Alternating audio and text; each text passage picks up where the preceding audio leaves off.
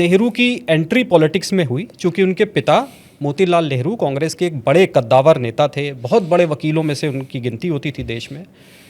तो वो कांग्रेस में थे, बहुत बड़े नेता थे, वो अपने बेटे को भी राजनीति में ले आए और ये वंशवाद की जो बात होती है इसकी शुरुआत वहीं से हो गई थी। नहीं, देखिए, दो बातें हैं कि पैराशूट से एंट्री बहुत लोगों की भारतीय राजनीति में अब हो रही है, निरंतर होती आई है। तो हम इतिहास के दर्पण में वो पैराशूट की एंट्री देखना चाहते हैं। मगर जब नेहरू भारतीय राजनीति में आए तो ना हवाई जहाज इतना आम था, ना पैराशूट इतना आम था प्रथम विश्व युद्ध के बाद भी। और अगर आप इतिहास के पन्नों को वास्तव में टटोलें तो बड़े ही भले ही कद्दावर नेता मोतीलाल नेहरू कांग्रेस में थे, मगर उनके तेवर न तो गांधीवादी थे, न गरम दल वाले थे। नेहरू जब लौटे तो उनका खून काफ़ी गर्म था जब वो विलायत से लौटे थे। तो उनके कारण जब वो सक्रिय हुए किसान आंदोलन में, और एक बार पहले तो 1912 में लौटे, फिर वो चले गए इलाहाबाद, कुछ टाइम प्रैक्टिस करी, और वो एनी बेसेंट से जुड़ गए, होम लीग। बिल्कुल, और वो फिर होम रूल लीग के साथ जुड़े, और फिर भारत की आज़ादी की लड़ाई के साथ वो पिता ने नहीं जोड़ा उनको, गांधी ने जोड़ा, और वो गांधी से प्रभावित हुए बहुत।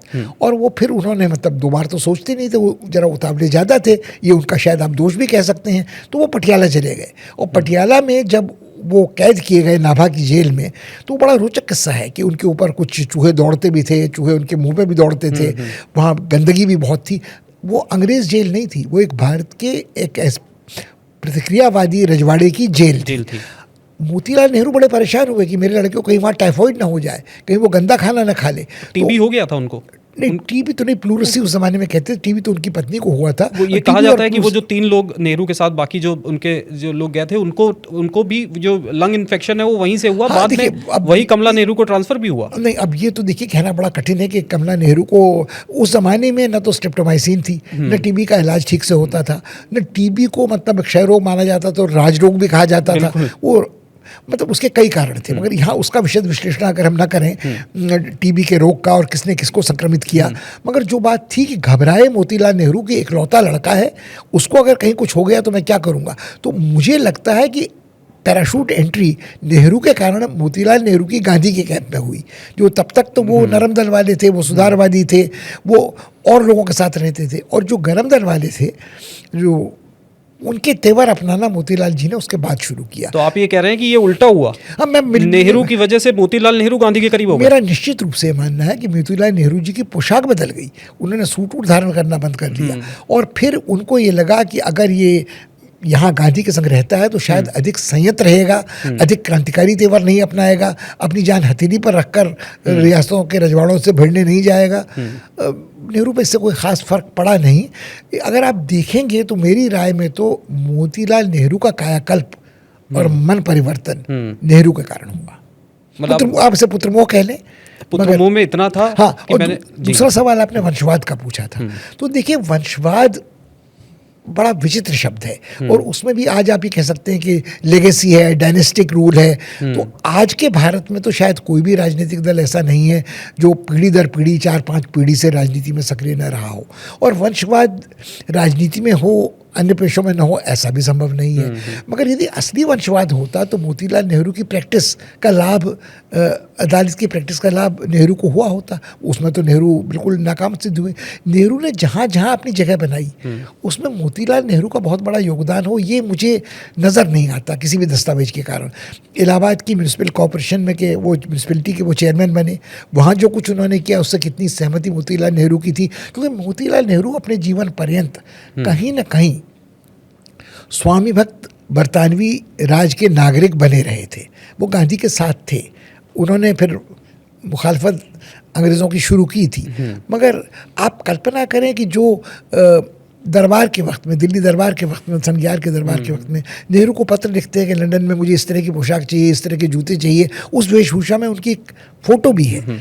तो तब के मोतीलाल नेहरू में और बाद के मोतीलाल नेहरू का जो अंतर है वो जवाहरलाल नेहरू की कारस्तानी है। उससे पहले तो कांग्रेस सारी जितने बड़े वकीलों की पार्टी थी, एक तरीके से गांधी भी उससे बड़े। देखिए मोतीलाल नेहरू अधिक से अधिक कांग्रेस के अध्यक्ष रहे थे, और 1 वर्ष के कार्यकाल के बाद उन्होंने सिफारिश ज़रूर की थी कि नेहरू को उनके स्थान पर दिया जाए, क्योंकि वो दुनिया घूमे हुए हैं, ज़्यादा दुनिया देखे हुए 1928 हैं। में वो बनते उसके 1 साल बाद वो हुए, मगर मोतीलाल नेहरू की सिफारिश के कारण नहीं हुए।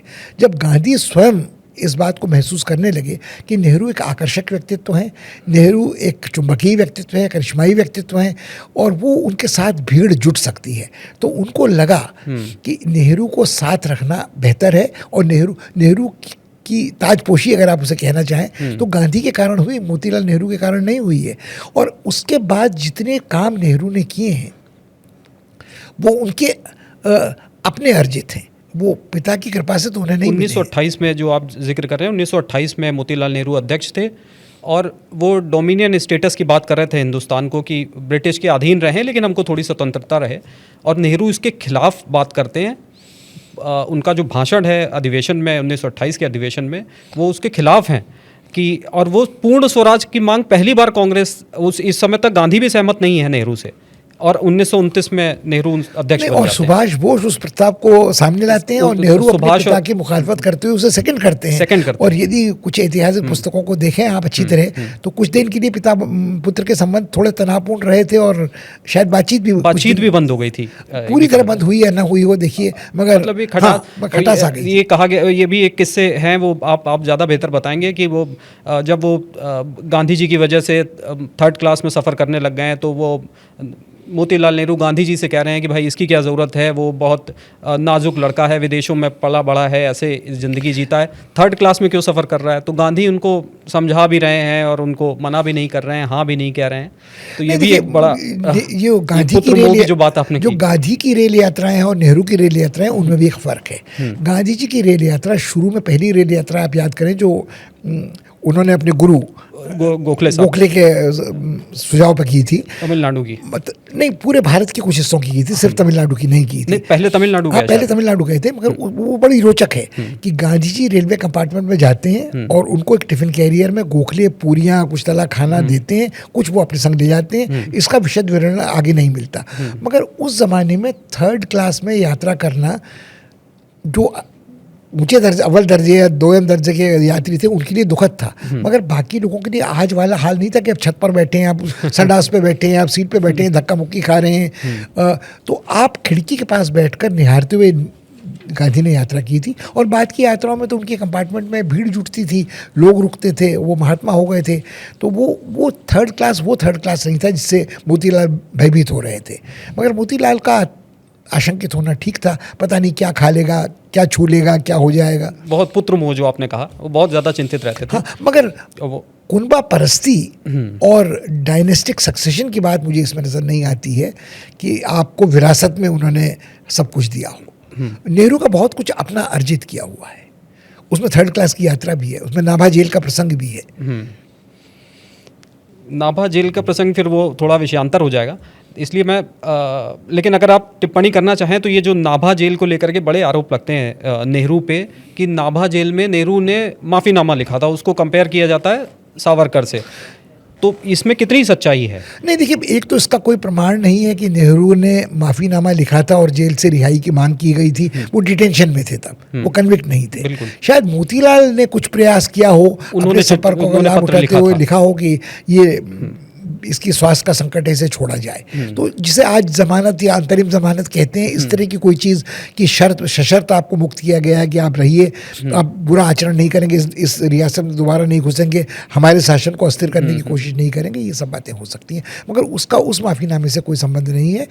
और मैं फिर आज भी ये बात स्वीकार करता हूँ कि वीर सावरकर का भी जो नाम था वो वीर सावरकर कहलाता था, और उनकी जो शख्सियत थी उसमें माफ़ीनामे का सवाल बहुत पचता नहीं है कि जिस आदमी ने अपने जीवन को दांव पे लगाया हो, समुद्र में कूदा हो, तैरा हो, पकड़ा गया हो, अंडमान भेजा गया हो, 13 साल वहाँ यातनाएं झेली हों, उसके बाद वो अगर रिहाई की माफ़ीनामे की कोई कोशिश करता है तो वो समर्पण नहीं है। और मैं बिल्कुल ये मानने को तैयार हूँ कि सावरकर के माफ़ीनामे में यदि कहा गया हो कि मैं आकर अच्छे आचरण से रहूँगा, तो कोई आदमी ये कहेगा कि मैं अंडमान से लौटूंगा और दोबारा आपके खिलाफ सक्रिय हो जाऊँगा क्रांति के लिए। मगर उनका हालांकि ये थोड़ा विषय अंतर हो जाएगा, लेकिन ये कहा गया कि मैं सदैव आपका आज्ञाकारी रहूंगा, ऐसी लैंग्वेज लिखी गई है जो मगर अगर आप उस समय के पत्रचार को सुने तो क्या पत्रचार की अंतिम line you are most obedient servant नहीं होती थी? बिल्कुल, हमने सीखा ही ब्रिटिशर से ये और ये मानसिक गुलामी तो हमारे ऊपर थोपी गई थी, भाषा थी। बिल्कुल, ये एक पक्ष है, लेकिन ये सावरकर पे हम कभी और ये तुलना कभी आप और कर सकते हैं, कभी और नागाहों से बैर का अगली किश्त हो सकती है। बिल्कुल बिल्कुल।